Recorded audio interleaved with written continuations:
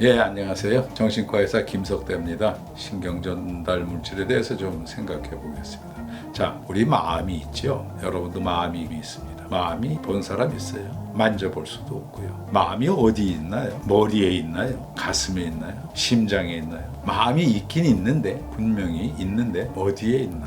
사람마다 가진 마음이 다릅니다. 어떤 사람은 길 가다가 불쌍한 사람을 보면은 도와주려는 사람이 있고, 어떤 사람은 피하고 가는 사람이 있고요. 그 마음이 다릅니다. 얼굴이 같은 사람이 없듯이 그거보다는 더 다양한 마음을 우리들이 가지고 있다고 생각을 합니다. 이 마음이 뭘까? 이 마음에 대해서 사람들이 쭉 생각을 하다가 신경 전달 물질이 있을 것 같다 하는 추측을 처음 한 게 1921년에 거기에 대한 가설 논문이 나온 적이 있습니다. 그건 뭐냐 하면 신경 전달 물질이 뭐냐면은 머릿속에만 해도 뇌세포가 한 1000억 개 정도가 있습니다. 이 신경과 이 신경계 축색 돌기라는 것이 이렇게 해서 서로 붙거든요. 그러면 붙으면 이 신경에서 이 신경으로 자극이 전달됩니다. 자, 내가 어떤 물건을 봤습니다. 내 시신경이 저기 물건이 있구나 하고 알았습니다. 그러면 이 시신경이 그 뒤에 다른 신경으로 저기 지금 물건이 하나 와. 그럼 또 다른 신경으로 저기 지금 물건이 하나 있네. 또 신경이 이렇게 쭉쭉쭉쭉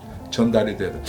저것이 말이야 어떤 돌멩이가 날라오고 있거든. 그러니까 지금 피해 하면 피하게 됩니다.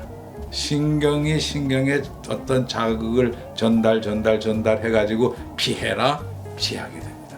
그것이 순식간에 일어나죠. 이것은 신경에서 신경으로 자극을 전달한다. 뭔가 있을 것이다. 거기에 대해서 이제 연구를 하다가 남태평양의 그 원주민들 잘 모르시지요? 아마 모르는 게 좋을 것 같습니다. 그분들의 조상들은 상당히 무서운 사람들이었습니다. 남태평양의 그 원주민들이 서로 이제 싸움을 하고 전쟁을 하게 되면은 활을 쏘는데 화살 끝에다가 독을 묻혀서 쏩니다. 근데 이 화살을 맞으면은 뻔히 보고 뻔히 이건 내 빨리 도망가야지 하는데 몸이 안 움직여집니다. 저게 뭘까? 그 독을 연구를 해보니까 그 독이 신경에서 신경으로 자극을 전달하는 물질을 차단한다는 걸 알게 됐습니다. 그러니까 판단하고 근육에다가 정보를 줘서 근육이 다리가 움직여서 도망가게끔 만들어야 되는데 그 다리가 움직이지 못하게 근육을 마비시키는 도망가게 하는 전달 물질이 아세틸콜린이라는 건데 그 아세틸콜린의 작용을 차단을 시켜버리더라. 해서 처음으로 아세틸콜린이라는 신경 전달 물질의 정체가 알려진 것이 1930년 정도 되고요.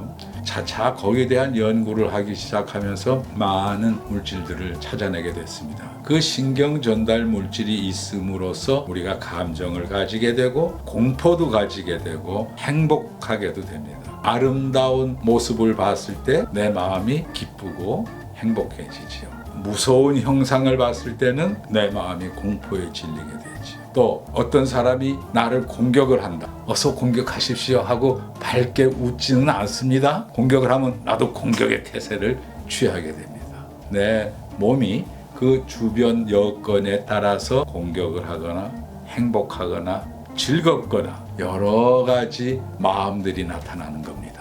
그러니까 신경 전달 물질을 다른 말로 하면은 마음의 성분, 마음이 과연 무엇으로 이루어졌을까? 마음은 신경 전달 물질로 이루어졌다. 근데 그게 그렇게 많지는 않습니다. 지금 알려져 있는 게 한 7, 8가지 정도 될 겁니다. 7, 8가지 정도의 성분이 이게 얼마만큼 나오고 공포의 성분이 얼마만큼 나오고 행복의 성분이 얼마만큼 나오는지에 따라서 복잡한 마음의 형태를 가지게 되죠. 우리가 세상에 굉장히 많은 색깔이 있지 않습니까? 그 색깔은 3가지, 삼원색으로 이루어집니다. 3가지 색깔만 있으면 그 세상에 그 많은 색깔을 다 만들어낼 수 있습니다. 마찬가지로 신경 전달 물질도 그렇게 많지는 않습니다. 그러나 적은 것 가지고 다양한 사람의 마음을 다 만들어낼 수 있습니다.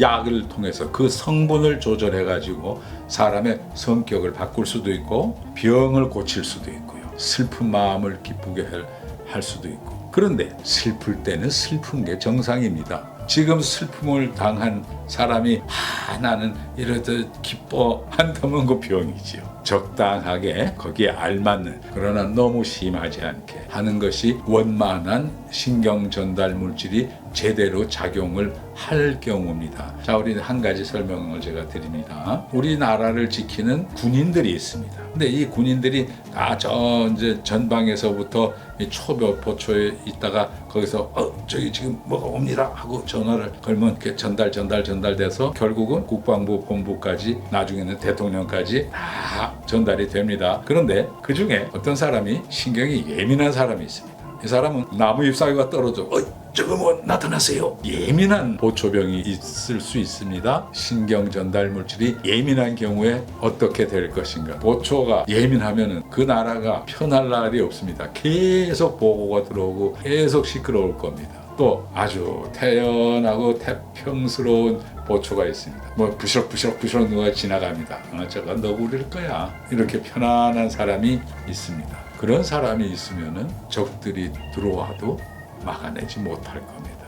너무 예민해도 문제고 너무 태평스러워도 문제고, 항상 적절한 신경 전달 물질이 작용을 하고 있으면 그 사람의 성격은 원만해질 것이고요. 어느 것이 좀 심하면은 그걸 좀 덜하게 조절해주고, 어느 것이 모자라면은 좀 그걸 보충을 해주고, 너무 우울한 사람에게는 즐거움을 느끼는 전달 물질을 조금 더 많이 준다든지, 이렇게 조절을 함으로써 우리들의 마음을 치료할 수 있다.